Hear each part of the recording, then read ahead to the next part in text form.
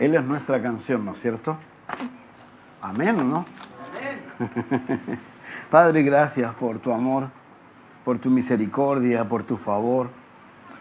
Y te damos gracias simplemente por eso, Padre, porque nosotros, cada uno de nosotros somos producto, Dios, de tu gracia y de tu misericordia, Señor. Te oro para que esta noche nos enseñes, Señor, y nos toques. Y nos ayudes, Dios, a tener un gran deseo por las cosas del cielo, más que por las de la tierra, Señor. Y oramos para que nos ayudes a poder testificarle a otros también de esto, Señor, de que lo mejor está en ti, Señor, y que lo mejor está por venir, Señor. Padre, gracias, ayúdanos con el compromiso, Dios, que hacemos cuando cantamos, Señor, porque cuando cantamos, tal como tú nos dices, te cantamos con el entendimiento y con el espíritu también, Señor, y decimos cosas, Señor, que no son menores, Señor. Te pedimos que nos ayudes a ser consecuentes con cada una de esas cosas que decimos, Señor, para que realmente tú hagas en nosotros todas y cada una de esas cosas, Señor. Anhelamos, Dios, que tú seas nuestra canción cada día, Señor. Anhelamos ser llenos de tu Espíritu Santo. Anhelamos ser llenos de ti, Señor. Anhelamos estar firmes en los días de las dificultades y de los problemas, Señor. Anhelamos tener fe, Dios, cuando a lo mejor se nubla el día, Señor, las situaciones parecieran ser tan malas en un momento determinado, Señor. Oramos para que nos ayudes a estar confiados siempre, creyendo cada una de las palabras que tú dices, Señor, porque eres tú quien se compromete, Señor. Así que gracias, porque tal como tú nos has dicho tantas veces, Señor, si tú eres con nosotros, ¿quién contra nosotros, Señor? Y si no nos has negado a tu propio Hijo, ¿cómo nos vas a negar las demás cosas, Señor? Padre, gracias, oramos por todas y cada una de esas cosas que nos hacen falta, especialmente en las cosas espirituales, y lo material también te lo rogamos a ti, Señor. Padre, oramos en esta hora por todos aquellos que están decaídos, por todos aquellos que por alguna razón hoy día no están en medio de nosotros, Señor, porque a lo mejor han sido no seducidos, Señor, sino de alguna manera han cedido o han sido volteados, Dios, por la depresión o sido volteados por alguna situación que los ha desanimado tanto que les cuesta pararse, Señor. Yo te ruego por todos aquellos que son tus hijos y que les cuesta pararse en situaciones adversas, Señor. Ruego para que tú te pares frente a ellos, Señor, o al lado de ellos y ellos puedan sentir tu presencia, Señor. Oro por todo y cada uno de los que sufren enfermedades también, Señor, para que tú les ayudes también, Señor. Yo ruego en esta hora, oro por los que sufren depresión, oro por todos aquellos que tienen dificultades para vivir cada día a veces, Señor, para que ellos puedan ser levantados por ti, Señor, y ellos puedan glorificarte a ti, Señor, a su único Salvador, Señor. Padre, gracias, Dios. Yo te ruego por todos los que están aquí esta noche, para que tú los bendigas grandemente, Dios, ahora con tu palabra, ya los has bendecido con la alabanza, Señor. Gracias, Dios, en el nombre de Jesús. Amén. Bien, libro de Jonás, capítulo 1. Vamos a poner esta cosita para que no se nos pase. Iniciar. Partió. La semana pasada, hablamos bastante acerca de Jonás. Yo me encanta Dios porque no tiene ningún problema con dejar una claridad absoluta con respecto a las personas, a los hombres como son. Él no oculta las cosas de los hombres, sino que al contrario los muestra tal cual son. El libro de Jonás, tal como dijimos, es un profeta que tiene una profesión de profeta, y ya miramos eso, que es más o menos sucesor de Elías, a lo mejor contemporáneo o anterior a Eliseo. Le predica el reino del norte, eso es lo que dice Segunda de Reyes. Y lo interesante de este profeta, que a pesar de que es un profeta, en este capítulo en sí o en este libro no hay nada de profecía en el sentido tal cual como lo nombro, sino que simplemente él tiene que ir y predicar un sermón que Dios le ha dicho a un pueblo que él realmente no quiere que ellos se arrepientan. Esa es la pura y santa verdad en realidad. Jonás no quiere que ellos se arrepientan. Jonás tiene problemas graves con ellos, graves y no menores. Ahora, cuando uno piensa en estas cosas, hoy día escuchaba a nuestra pastora, escuchaba a Sharon hoy día el estudio bíblico de damas, que a veces yo escucho a las mujeres también, tienen mucho que decir.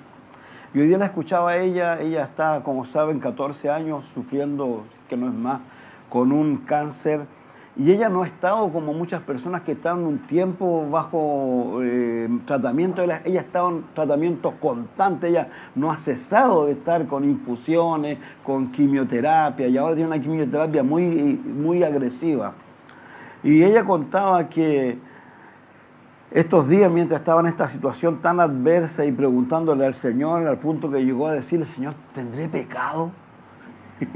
Ustedes conocen cómo es la Sharon. Pero dice que de repente ella empezó a hacer una lista de todas las cosas que habían en la vida de ella. Y a veces uno, cuando es consecuente y honesto, uno a veces tiene que reconocer que hay un montón de cosas en la vida que no las hemos solucionado o que a última hora no le hemos puesto, digamos, no las hemos solucionado, no hemos traído el fin, por llamarlo así, a ese conflicto. Y a mí me gusta eso, en realidad me gusta, creo que siempre lo he dicho, creo que una de las cosas que más le gusta a Dios de nosotros es la honestidad.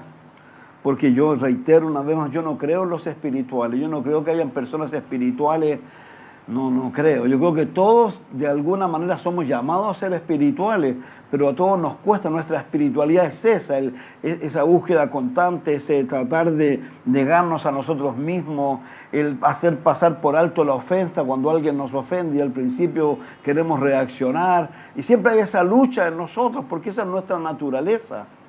Y creo que es interesante eso cuando Dios permite que esas cosas se hagan manifiestas. Él nunca ha ocultado nada de nada. Me encanta, por ejemplo, con lo que hemos aprendido acerca del rey David, que el rey David, a pesar de que hizo lo que hizo, los pecados más grandes que pudiéramos decir que él cometió, fueron de orgullo más que de la otra naturaleza, y fue el pecado que Satanás vino y lo hizo censar al pueblo. Entonces Dios siempre deja esas cosas allí. Entonces Jonás, de alguna manera, ha quedado graficado un libro. Yo no sé cómo se ha dado esto en realidad con respecto al libro como tal, pero qué tremendo de repente cuando tú tienes que leer tu historia y ver tu historia, en realidad lo que tú hiciste o lo que no querías hacer en realidad. Porque esa es la verdad de esto. Jonás no quiere hacer las cosas, él quiere, ya lo vimos, huyó, digamos, de la presencia de Dios, es una ridiculez. Pero él dijo, sí, yo voy a huir, juntó su dinero, a lo mejor lo sacó de los ahorros, fue al banco, no sé lo que habrá hecho, se compró el pasaje y se iba a España. Ahora, ir a España era ir el lugar más lejos que pudiera ir. Más allá habían salvajes, cosas así. Era lo más lejos que él pudiera ir, digamos. Él trató de ir al final. Entonces, lo tremendo es eso, y Dios aquí nos hace saber a nosotros estas cosas, para que, tal como lo hemos dicho, cuando pensamos a veces qué razón tiene este libro, qué razón tienen estos libros del Antiguo Testamento, el apóstol Pablo lo dice de una manera muy clara, dice que estas cosas han sido escritas para ejemplo para nosotros que hemos alcanzado los fines de los siglos. Nosotros aprendemos con esto, aprendemos que lamentablemente, a pesar de que a veces queramos huir de algunas cosas que Dios nos quiera imponer, la verdad las cosas va a ser imposible que podamos huir. ¿Por qué? Porque Dios no nos va a dejar huir, tal como no dejó a Jonás huir e hizo lo que Dios hizo. Uno disfruta, por ejemplo, a Dios cuando uno ve a Dios hacer cosas increíbles, ¿no es cierto? Yo anoche, en nuestro tiempo de oración, me acordaba de todo lo que Dios ha hecho y hace, y traigo a mi memoria y disfruto cuando pasa, no sé, el Mar Rojo, abre el Mar Rojo y todas estas cosas maravillosas. Pero qué tremendo también cuando Dios hace cosas como esta.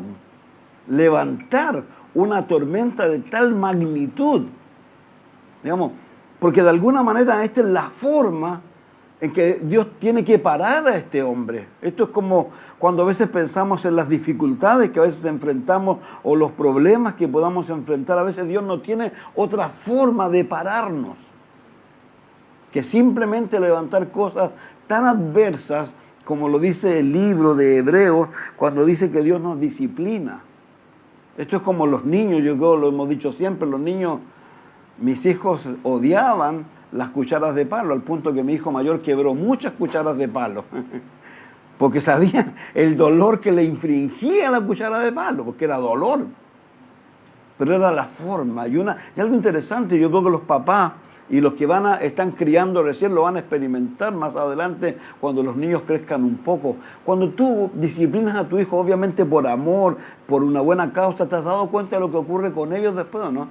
¿Cómo andan? Y es lo mismo con nosotros, ¿o no? Nosotros a veces andamos ahí soberbios, orgullosos, y Dios nos disciplina. ¿Y cómo andamos? Cedito, así, sí, Señor. Ya, sí, y levantamos el dedo, así, sí, Señor. Porque a veces pareciera que es la única forma que Dios tiene de hacer las cosas. Y es triste, pero es así. Entonces, Jonás tiene una obligación. Dice el versículo 1, vino palabra de Jehová a Jonás, hijo de Amitai, diciendo, levántate, ve a Nínive, aquella gran ciudad, y pregona contra ella, porque ha subido su maldad delante de mí.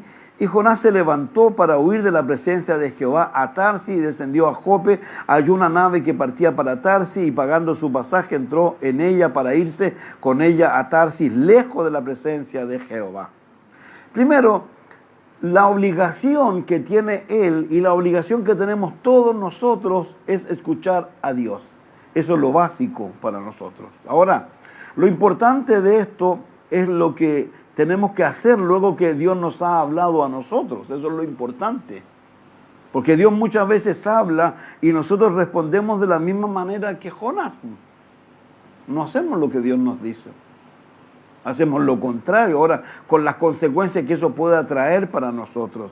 Ahora, lo tremendo de todo esto que hay aquí, cuando uno empieza a mirar dentro del contexto del libro y dentro de la situación del beneficio que va a traer para estas personas, que tal como ha dicho Dios, no saben distinguir la izquierda de la derecha, no se olviden nunca de eso. Porque nosotros a veces juzgamos a las personas, pero las personas, tal como decíamos el domingo, no tienen ni idea. Nunca han oído el Evangelio, nunca. Y aunque usted me diga que no, hay gente que nunca ha oído el Evangelio en el sentido práctico de que alguien le diga que es un pecador, que alguien le explique así como paso a paso cómo son las cosas. Hay gente que nunca. Claro, he escuchado a alguien decir afuera de su casa, pecador, ven al Señor, pero que alguien se siente a explicarle. Entonces estas personas, eso es lo que está pasando con ellos. Ahora, algo interesante, cuando uno empieza a hacer de alguna manera una comparación entre Jonás y pudiéramos decir nosotros, el apóstol Pablo, ¿se acuerdan ustedes lo que él dice con respecto a esto? Él tiene una cosa que resolver con los corintios. La cosa con los corintios es la siguiente: los corintios estaban tan equivocados porque ellos pensaban que las cosas más importantes eran hablar lengua, eran todos esos dones que de alguna manera son como sobrenaturales, extraordinarios, y donde la gente pone los ojos en esas personas. Y el apóstol le dice, ¿sabe que eso no es lo importante? Y él dice, es verdad, anhelen los dones espirituales, pero sobre todo, ¿qué? Que profeticen. Y él dice el por qué. Porque el que habla en lengua, dice, ¿a quién le habla? A Dios. Pero el que profetiza, le habla a las personas. Y no está hablando de una profecía, no está hablando de una palabra de algo futuro, sino que está hablando de predicar el Evangelio de Jesucristo. Por eso el apóstol Pablo, en 1 Corintios capítulo 9, miren por favor lo que él hace referencia a esta misma situación, y él dice algo que es para él, que aquí no es para Jonás. Jonás lamentablemente no piensa como piensa Pablo, él tiene un pensamiento diferente. El capítulo 9, verso 14 al 16. Pablo aquí está hablando un poco de los derechos que él tiene y dice que él no va a usarlos nunca y que no quiere de ninguna manera poner ningún tropiezo al Evangelio de Cristo, ¿no es cierto? Ahora, y él lo dice, ¿no sabéis que los que trabajan en las cosas sagradas comen del templo y los que sirven del templo del altar participan? Así también ordenó el Señor a los que anuncian. Y dice después el 15, pero yo de nada me he aprovechado, ni tampoco he escrito esto para que se haga así conmigo. Prefiero morir antes que nadie desvanezca esta mi gloria. Pues si anuncio el Evangelio no tengo por qué gloriarme, porque me es impuesta necesidad. Y dice después, punto y coma, y hay una exclamación, ay de mí si no anunciare el Evangelio. De alguna manera lo que Jonás está haciendo es anunciar el Evangelio a este grupo de personas. Ahora, entendiendo algo, el beneficio que esto trae. Ahora, primero, si lo miramos desde el punto de vista personal, lo que nos ha traído a nosotros como personas. Yo creo que ninguno de nosotros está descontento. Ninguno de nosotros podía decir, qué lástima el día que conocí a Jesucristo. Al contrario, todos nosotros decíamos, bendito el día en que conocí a Jesucristo. Y le damos gracias a Él porque ese día apareció en nuestro camino y de alguna manera nos trajo hacia Él. Ahora, cuando uno mira la Escritura y mira a las personas, ¿no es cierto?, que hacen esto, las repercusiones, por ejemplo, que esto trae como consecuencia. Un ejemplo, Jesús cuando habla con la mujer samaritana. Y esto es para que uno pueda darse cuenta de cómo esto puede ser tan... que uno a veces no mide el alcance que esto puede tener. Cuando tú le predicas el Evangelio a una persona, tú puedes explicarle a una persona, pero esa persona puede tener un alcance increíble. Algunos han puesto algunos ejemplos de, no sé si es con Spurgeon o con alguno de estos grandes hombres de Dios, que en un momento, por ejemplo, una iglesia donde el pastor no quiso ir a la iglesia o no fue a la iglesia porque ese día llovía torrencialmente, y de los hermanitos esos que van constantemente a la iglesia y nunca faltan aunque llueve, truene, alguien le dijo, bueno, no hay nadie, tienes que predicar el Evangelio tú. Y él se subió al púlpito y predicó, y habían re pocas personas, pero entre el público había esta persona, Spurgeon, Moody, no recuerdo quién es. No sé si me entienden hacia dónde voy. Esa persona ese día fue salvo. Y cuando uno mira cómo Dios pudo usar a esa persona de una manera increíble. Ejemplo, cuando Jesús habla con la mujer samaritana.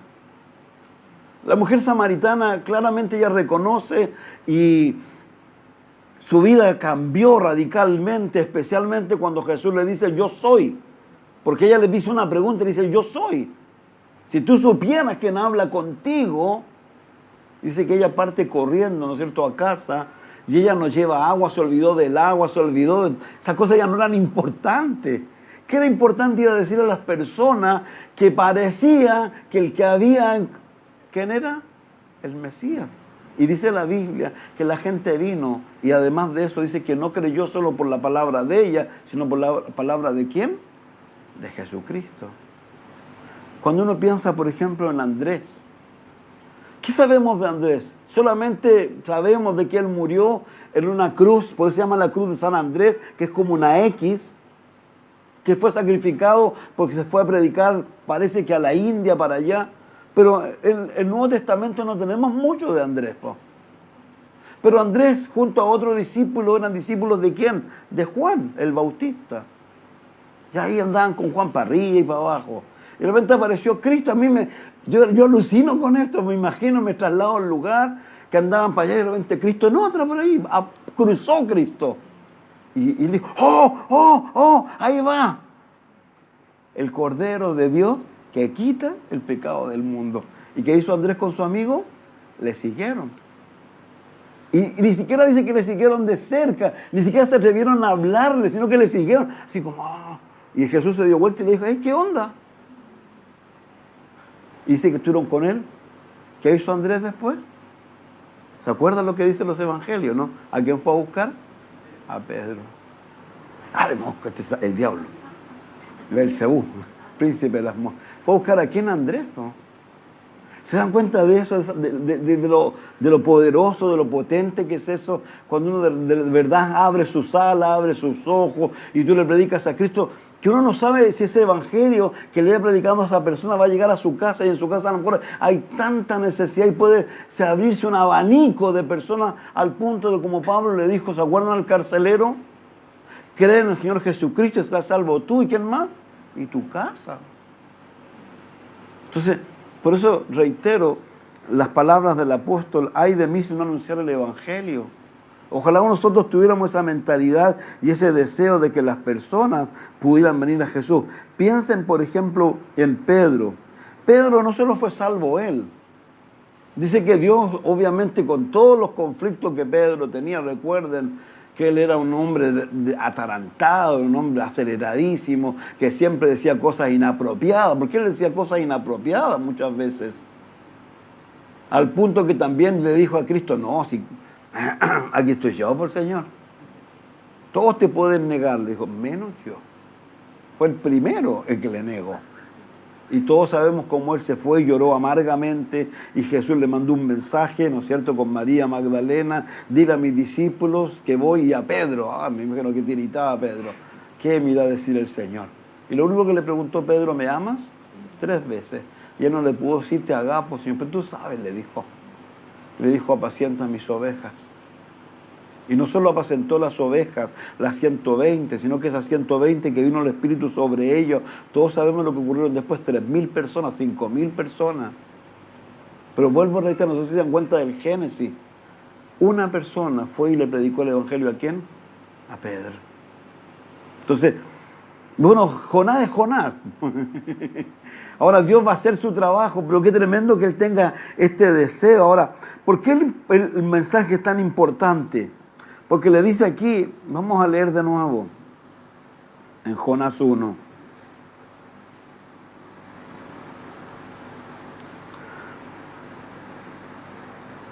Vino palabra de Jehová a Jonás, hijo de Amitai, diciendo, levántate, ve a Nínive, aquella gran ciudad, y pregona contra ella, porque ha subido su maldad delante de mí.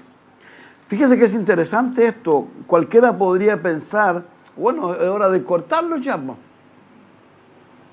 Es como dice el libro de Romanos, ¿no es cierto? Aquellos que no toman en cuenta a Dios, Dios lo entrega a una mente reprobada. Pero hay algo que entender, Dios nunca, nunca te va a cortar. Dios nunca va a hacer algo sin antes que decirte las cosas.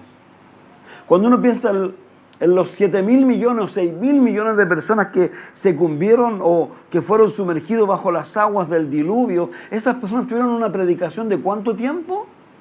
120 años.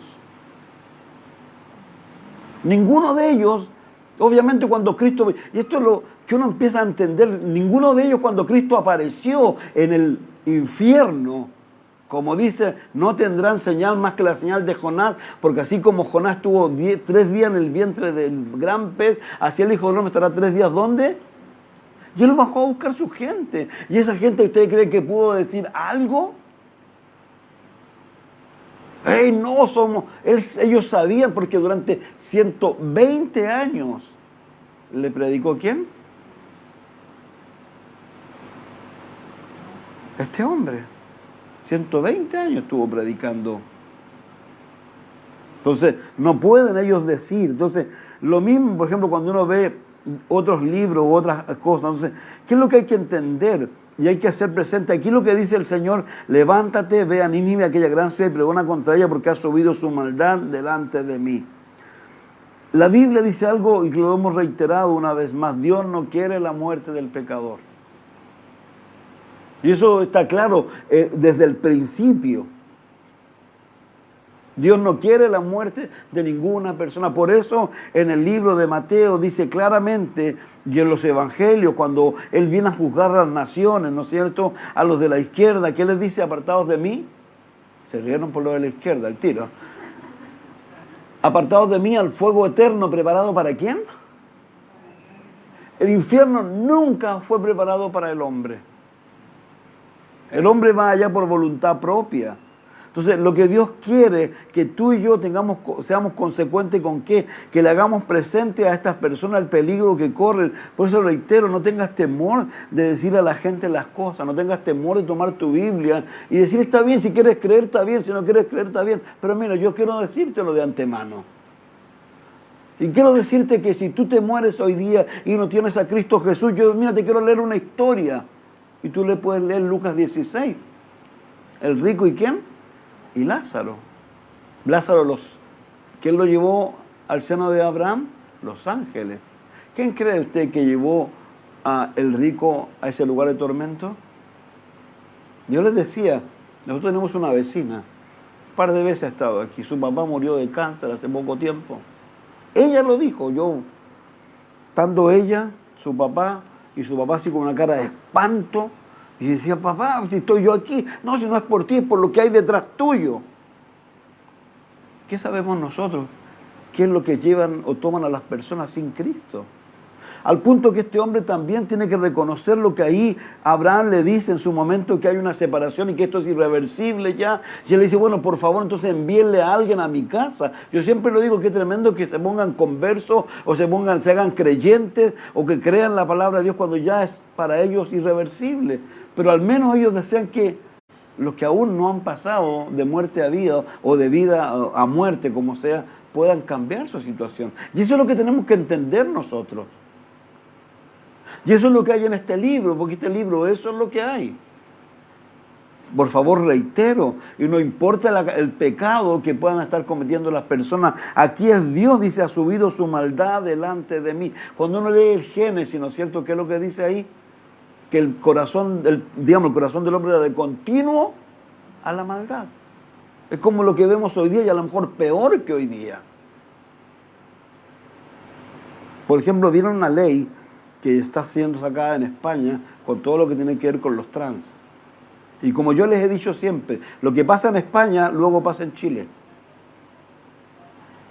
Y es una ley muy, muy dura. Entonces, nosotros tenemos que estarle predicando. En Apocalipsis 6, ¿se acuerdan también lo que dice al final del libro? Que la gente, ¿qué es lo que hizo? Le decían a las piedras, caigan sobre nosotros, ocúltenos de qué, de la ira del Cordero. Pero es imposible. En Apocalipsis 14, tal como mirábamos el domingo, el Señor, por ese amor tan grande, predica por medio de un ángel. ¿Y qué le dice? Por favor, no se marquen. Porque ustedes se marcan, ¿qué dice? Es irreversible. El humo del tormento sube por los siglos, de los siglos, de los siglos, de los... Y esa es la verdad. Si aquí, como lo hemos dicho siempre claramente, aquí hay dos verdades nomás, ¿no es cierto? O una verdad, que es la gente muere o va con el Señor o no va con el Señor. Y lo tremendo de todo, si uno puede seguir tomando, por eso reitero, tú tienes que usar tu palabra. A las personas lo más importante, ¿sabes lo que es? Ya sea con el teléfono, ojalá a veces con la Biblia, es tan bueno a veces el papelito, mostrarle con la Biblia. La gente se impresiona cuando tú abres la Biblia y le empiezas a mostrar por ella. Apocalipsis 20, ¿qué es lo que dice? Que estaban de pie delante de él, todos, muertos, grandes, pequeños, ricos, pobres. ¿Y dónde fueron echados? Al lugar donde había sido echado ¿quién ya? El falso profeta y Satanás. Y iba a ser echado Satanás también. Entonces, de eso se trata esto. Entonces, ¿qué es lo que le dice? Ve a la gran ciudad de Nínive. Nínive es la capital de Asiria. Ahora, algo muy interesante con esto. Uno a veces tiene la idea equivocada, como que estos lugares un poco más eran lugares medios cavernícolas. Ya lo dijimos cuando hablamos de Amós, ¿se acuerdan? Que ahí había, digamos, era como París, como Londres. Digamos, en ese lugar estaba la moda, estaban los jóvenes más ines, como cuando, no sé, pues, yo te voy a hablar de mi tiempo, ¿no es cierto? Y todos los jóvenes, los más estaban en Reñaca. ¿Ustedes saben por qué le dicen a la parte de allá de Reñaca? ¿Cómo es que le dicen? Porque se cree en la muerte, el cementerio, no sé cómo es la cosa. ¿Y por qué? Porque se cree en la muerte los cabros. Entonces aquí era algo similar.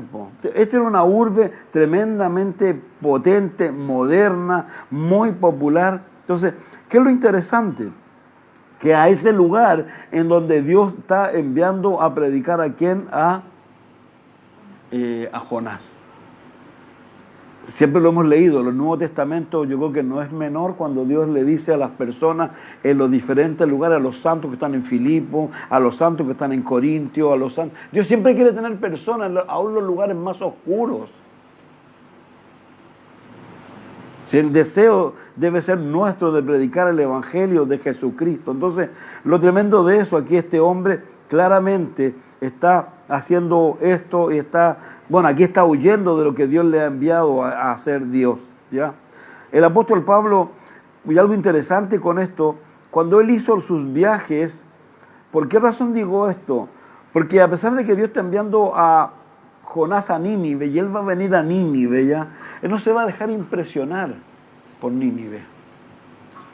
Saben, uno lamentablemente en el producto de lo que uno ha vivido, hay misioneros, entre comillas, que no son misioneros.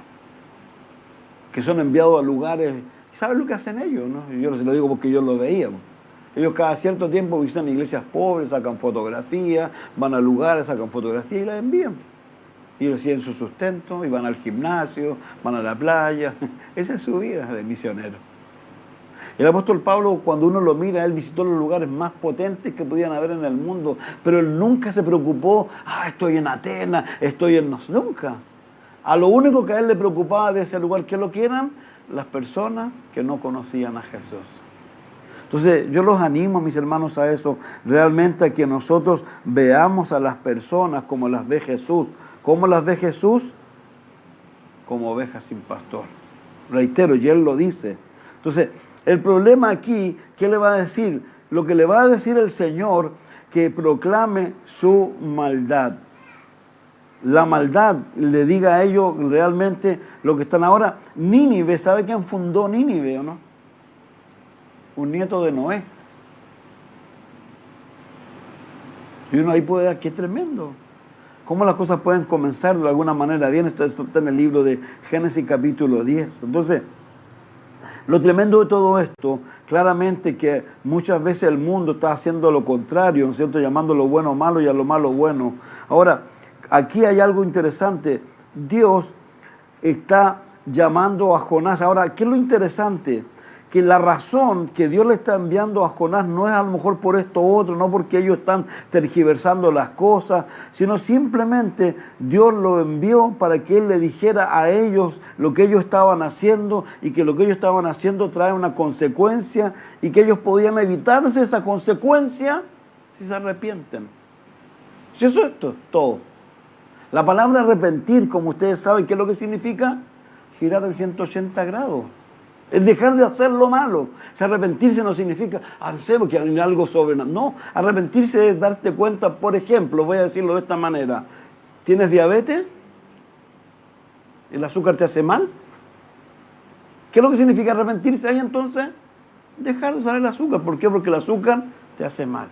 Arrepentirse es eso. Saber que tú estás haciendo algo que no está bien, tienes que dejar de hacerlo. Ese es arrepentimiento genuino y verdadero.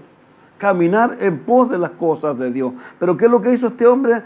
En vez de ir y decirle a esta gente, a estas personas, estas cosas, huyó. ¿Y a dónde huyó? Al lugar opuesto que Dios lo había enviado. Fue a Tarsis, que reitero, es España. Ahora, algo interesante. De alguna manera lo que está haciendo aquí él es como el hijo pródigo, no, es como el hermano mayor. El hermano mayor no se gozó para nada con que había llegado su hermano mayor, menos al contrario, sintió envidia, fue mal, ojalá para él nunca hubiese llegado, ¿qué? Su hermano menor. Ojalá nunca. ¡Qué tremendo! Y eso es lo que está de alguna manera en el corazón de este hombre. Ahora, ¿qué es lo interesante? Miren por favor el capítulo 4, verso 1 de Jonás. Pero Jonás se apesadumbró en extremo y se enojó. Y oró a Jehová y dijo, ahora, oh Jehová, no es esto lo que yo decía estando aún en mi tierra. Por eso me apresuré a huir a Tarsis, porque sabía yo que tú eres Dios clemente, piadoso, tardo en enojarte y de grande misericordia. ¿Sabe lo que está pasando aquí realmente? Lo mismo que el hermano mayor del hijo pródigo. ¿Qué es lo que está creyéndose Jonás? Jonás está creyendo mejor que los ninivitas. Y esto es tremendo porque cuando uno llega a la conclusión, por ejemplo, en la vida personal de cada uno de nosotros, ninguno de nosotros merecía a Dios. Todos estábamos muertos ¿en qué? En delitos y en pecados. Unos más profundos, pero al final de cuentas todos estábamos muertos en delitos y pecados. Entonces, ¿qué es lo que es tremendo? Que este hombre se creía más bueno que ellos. A lo mejor lo era, pero no a los ojos de Dios. Que hay que hacer la diferencia. A lo mejor yo no soy como él golpea a su mujer. No sé si me entiende lo que le estoy diciendo a nivel de lo humano. Pero a los ojos de Dios, yo no soy mejor que él. Él y yo, ¿qué es lo que estamos? Destituidos de la gloria de Dios. Entonces, por favor, no se olviden nunca. Ellos necesitan reconocer esto. Entonces, ¿Por qué Jonás hace esto? ¿Por qué los odiaba? ¿Por qué? Por su maldad, por su crueldad. Pero ya lo ha dicho Dios y lo hemos reiterado. Dios no quiere la muerte del pecador. Miren por favor en 1 de Timoteo capítulo 2 verso 4. Pablo se lo tiene que decir a Timoteo por alguna razón. Dice, voy a leer el 1 primero. Dije 1 de Timoteo 2. Me fui al 4. 2:4. Exhorto ante todo que se hagan rogativas, oraciones, peticiones, acciones de gracia por todos los hombres, por los reyes, por los que están en eminencia, para que vivamos quietos y reposadamente en toda piedad y honestidad. Fíjese, yo no sé si a usted le ha pasado con lo que está pasando con nuestro presidente. Nuestro presidente, yo voy a decir nuestro presidente porque dijo que era presidente de todos los chilenos, ¿ya? Es menor que mi hijo. ¿Usted cree que él está viviendo con todo esto que ha pasado, con toda la equivocación, porque él pone su confianza, delega, ¿no es cierto? Y las personas han sido pésimas, y él está sufriendo, al menos para mí. Yo no creo que él se vaya a su casa y no, qué genial, liberé a un... Yo no creo eso. Creo que como persona, él debe pasarlo mal y debe odiar a estos infelices, estos que le doy responsabilidad, y miren con lo que me salen. Ahora él comete el error de que de mirar cómo corresponden las cosas. Pero ¿hacia dónde voy? Para que entendamos la mente de Dios. La mente de Dios aquí está diciendo, voy a leer, exhorto ante todo a que se hagan rogativas, oraciones, peticiones, acciones de gracia por todos los hombres. Todos. No hay ninguno excluido. No, porque este es más malo. Yo le he dicho, uno a veces tiene sorpresas. Nunca me voy a olvidar con Dante, no sé si con quién andaba para allá, para el interior, predicando, digamos, trabajando, y le tocó la oportunidad de predicar el Evangelio. Le predicaron a 2 personas. Uno así que, no, buena onda. Y uno así, osco. ¿Quién cree usted que recibió a Jesús? Uno podía decir, no, la buena persona. ¿Sabe qué? No, el osco. Yo a veces lo he dicho, mientras más profunda a veces está la gente, más fácil. A veces los que están ahí arribita, como que nunca les pasa nada. Entonces no nos sorprendamos nosotros. Entonces aquí dice, por todos los hombres, por los reyes, por los que están en eminencia. Te hago una pregunta, ¿cuánto oras por tu presidente? ¿Cuánto oras por tu país? Yo le digo a Dios, la oración que hacemos de Jabes, bendice mi país, Señor. No quites tu mano de él, guárdalo del mal para que no se haga daño.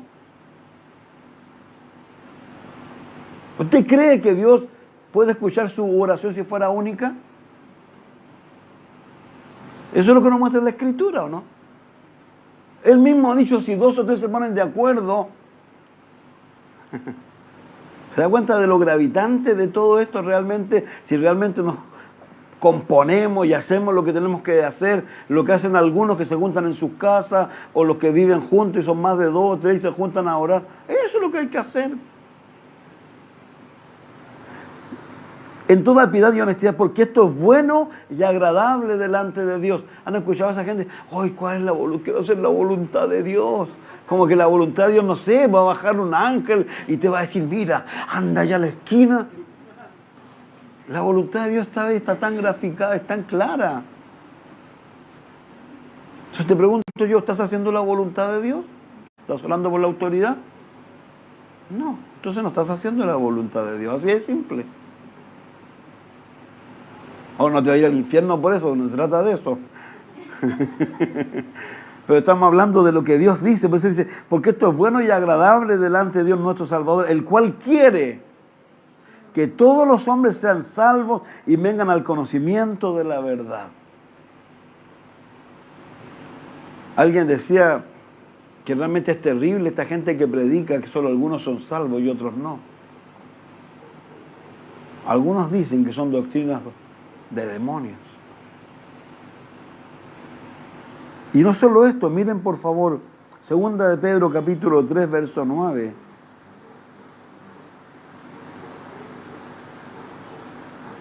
Dije, algunos dicen, yo no he dicho que yo lo diga. Aquí Pedro está hablando acerca de lo que va a pasar con la tierra.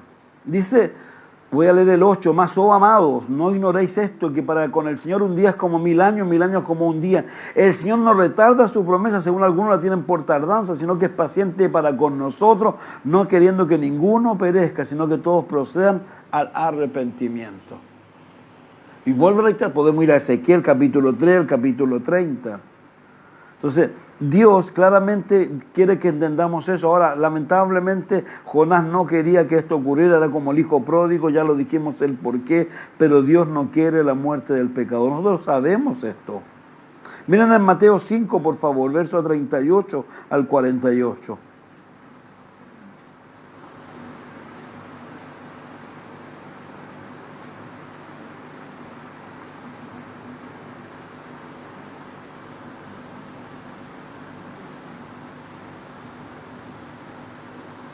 Oíste que fue dicho ojo por ojo, diente por diente, pero yo digo, no resistáis al que es malo, ante cualquiera que te quiere la mejilla derecha, vuélvele también la otra. Al que quiera ponerte a pleito y quitarte la túnica, déjale también la capa. Cualquiera que te obligue a llevar carga por una milla, ve con el 2. Al que te pida darle, el que quiera tomar de ti prestado, no se lo rehúsa. Oíste que fue dicho, amarás a tu prójimo, aborrecerás a tu enemigo. Pero yo os digo, amad a vuestros enemigos, bendecid a los que os maldicen, haced bien a los que os aborrecen, llorad por los que os ultrajan y os persiguen, para que seáis hijos de vuestro Padre que está en los cielos, que hace salir su sol sobre malos y buenos, que hace llover sobre justos e injustos. Porque si amáis a los que os aman, ¿qué recompensa tendréis? ¿No hacen también lo mismo los publicanos? Si se lo veis a vuestros hermanos solamente que hacéis de más, ¿no hacen también así los gentiles? Sed vosotros perfectos, como vuestro Padre que está en los cielos es perfecto. Claramente Dios nos está llamando a nosotros a esto. ¿Por qué?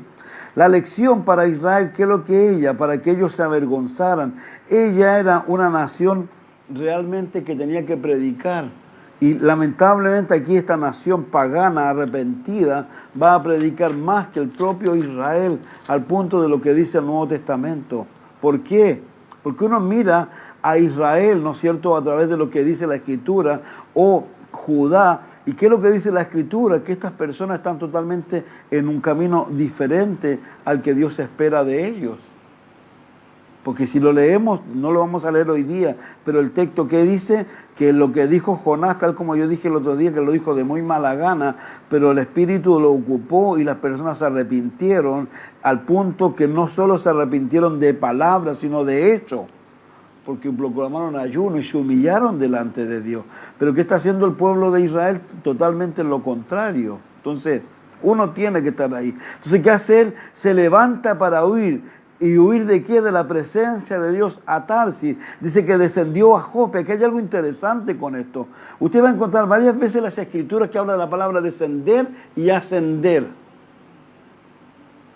Es como cuando uno lee el Salmo 1. Miren el Salmo 1, por favor.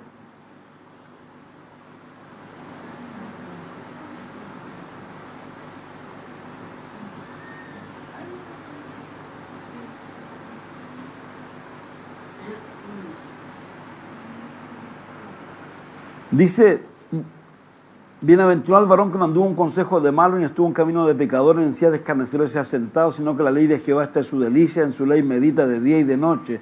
Aquí está hablando de una persona que lamentablemente por lo que está haciendo va descendiendo. Es lo mismo que está haciendo Jonás. Jonás está, al huir de la presencia de Dios, va descendiendo, no va subiendo. ¿Por qué? Porque está dejando a Dios, y el dejar a Dios significa cuesta abajo. ¿Sabe? La Biblia dice claramente que los que se alejan de Jehová, ¿sabe qué? Les va a ir mal. Si es lo peor que nosotros pudiéramos hacer en nuestra vida, alejarnos, como le dice Jeremías, o Dios a Jeremías para que le diga al pueblo, se alejaron de mí, tras lo que no aprovecha, y se hicieron ¿qué? Vanos. Usted me va a decir que las personas que hoy están lejos del Señor, que uno podía dar hasta nombre, ellos están mejor. Yo le pregunto, a veces le pregunto a los hijos, y yo, ¿cómo está tu papá? No está bien. Y yo le digo, perdón, tu papá no está bien. Tu mamá no está bien. Si tu papá y tu mamá están lejos de Dios, tú no puedes meterte en la cabeza que están bien. Están mal. Es como lo que decíamos, lo más tremendo es abandonar la casa de pan. Es abandonar la casa de Belén, acuérdense. ¿Se acuerdan la mujer Noemí? que volvió diciendo, por favor no me llamen más Noemí, ¿cómo llámenme? Mara, amargada. Porque volvió, ¿y cómo volvió? Seca, vacía. Si no fuera por la misericordia de Dios. Entonces uno tiene que entender esto. Entonces se levantó para huir de la presencia de Dios y atarse y descendió a Job. Entonces claramente tú y yo tenemos que entender eso. Ahora, lo tremendo de esto, cuando uno mira la Escritura, por favor, vayamos a 2 de Pedro. Dios es tremendo porque Dios no deja esto. Ya, pues cabréate. 2 de Pedro capítulo 2, verso 15.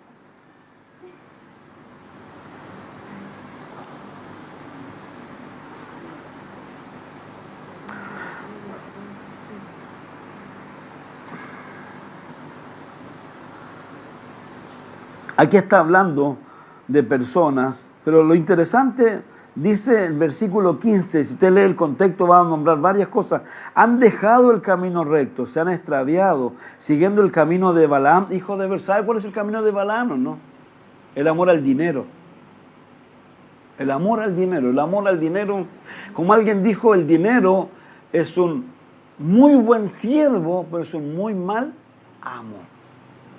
Por eso dice la Escritura, Pablo dice que los que se van tras el dinero se van y se pueden ver envueltos en codicias necias y dañosas que hunden a los hombres ¿en qué? En perdición. Si es lo peor. Yo lo pensaba y ojalá y alguien lo dijo alguna vez, ¿quieres dinero? Sí, ¿para qué lo quieres? Si alguien puede decir, Señor, yo quiero dinero porque quiero para tu obra, quiero para esta obra, genial, pues. Pero ¿cuántas veces queremos cosas para nosotros? Y como dice Juan, no las vamos a recibir, porque ¿para qué son? ¿Para gastar en qué? Acuérdense, acordémonos de Jabes, bendíceme. Pero ¿para qué quería ser bendecido él? Po? Los que han leído el libro, lean ese libro, un libro cortito, que se llama La oración de Jabes, muy bueno. Yo creo eso. Y lo he dicho, ese libro habla de puros nombres, pero Dios se para ahí y dice Jabes. Y dice después, y fue más ilustre que ¿qué? Que todos, hermano, porque se atrevió. Es como yo te digo, Señor, yo quiero que me des dinero. Sí, yo quiero, Señor, quiero para tu obra, Señor, yo quiero dinero, Señor. Y Dios puede ver tu corazón. Entonces, qué tremendo cuando las personas se van. Dice aquí, han dejado el camino recto, se han extraviado siguiendo el camino de Balaam, hijo de Beor, el cual amó el premio de la maldad, fue reprendido por su iniquidad, pues una muda bestia de carga, hablando con voz de hombre, refinó la locura del profeta. Estos son fuentes sin agua, nubes empujadas por la tormenta, por las cuales la más densa oscuridad está reservada para siempre. Pues hablando palabras infladas, vanas, seducen con concupiscencia de la carne, disoluciones a los que verdaderamente han huido de los que viven en error. Le prometen libertad, son ellos mismos esclavos de corrupción, porque han sido vencidos por algunos, es hecho esclavo del que lo venció. Ciertamente, habiéndose ellos escapado de las contaminaciones del mundo por el conocimiento del Señor y Salvador, enredándose otra vez en ella, son vencidos. Su posterior estado viene a ser peor que el primero, porque mejor lo hubiera sido no haber conocido el camino de la justicia, que después de haberlo conocido, volverse atrás del santo mandamiento que le fue dado. Pero le ha acontecido lo del verdadero proverbio, el perro vuelve al vómito y la puerca lavada a revolcarse en el cieno. Yo les coloco un ejemplo, siempre el mismo ejemplo. Una persona, un amigo, un conocido, era delincuente en realidad, porque no podía decir otra cosa, y estuvo preso en la cárcel, conoció al Señor, salió y leyó, y cosas así, pero de repente se le fue un poco la cabeza y volvió atrás, droga y todo. Y él me decía, la Biblia miente. ¿Por qué? Le digo yo. Porque la Biblia dice que mi estado de ahora debería ser peor que el primero. Y ahora mírame.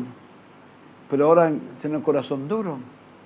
No sé si me entienden lo que le estoy diciendo. Yo creo que no hay peor estado que el de la apostasía. No hay peor estado que el de volverse atrás. Entonces nosotros tenemos que tener claro esto. Claramente, que lo que hizo Jonás, huyó de la presencia de Dios, pero el apartarte de la presencia de Dios, lo único que te va a traer en tu vida son cosas malas. Te vas a alejar de lo único bueno, te vas a alejar del único que te ama tal como tú eres. Como dice la Escritura por ahí, cuando dice que si yo le pido a Dios sabiduría, dice que me la da. ¿Pero cómo me la da? ¿Cómo? ¿Cómo? ¿No es alucinante eso? Que voy y Dios le y diga, ¿y no te acordáis que los días? Nunca, Dios no es así. Entonces, ¿cómo voy a dejar la fuente de agua viva? ¿Cómo voy a dejar al único que me ama? Al único que, ay Dios mío, sería la tontera más grande, la torpeza más grande que uno pudiera cometer. Pero lamentablemente, ¿qué ocurre? Que mucha gente lo hace. Y yo reitero algo que he dicho, el peligro más grande que tiene una persona que fue creyente y deja de ser creyente es tener éxito en el mundo. Pero no sean buen, miren lo que he hecho, miren lo que he logrado. Y dice la Biblia, ¿qué saca el hombre con granjear el mundo entero y perder su alma? ¿De qué sirve? De nada. Entonces, hermanos míos, no seamos como Jonás. No huyamos de las cosas de Dios, busquemos a nuestro Dios, hagamos lo que Él nos aconseja, amemos a la gente, oremos por nuestro país, oremos por el mundo entero. Cada día que te levantas, Señor, extiende tu brazo sobre este mundo hoy día y salva a los que puedan y quieran ser salvados. Eso es todo. Y Dios va a hacer su trabajo. Padre, gracias por darnos este tiempo, gracias por tu amor, por tu misericordia y por enseñarnos, Señor. Yo te ruego que me ayudes, Señor, a ir lento, rápido, según sea el libro y según quieras hablar a nuestros corazones. Queremos oír tu palabra, pero no queremos hacer como Jonás, Señor. Queremos hacer tu voluntad, Señor. Gracias, Dios, en el nombre de Jesús. Amén. Dios les bendiga. Funcionó el cronómetro. Pónganse contentos por el cronómetro. Denle gracias, no.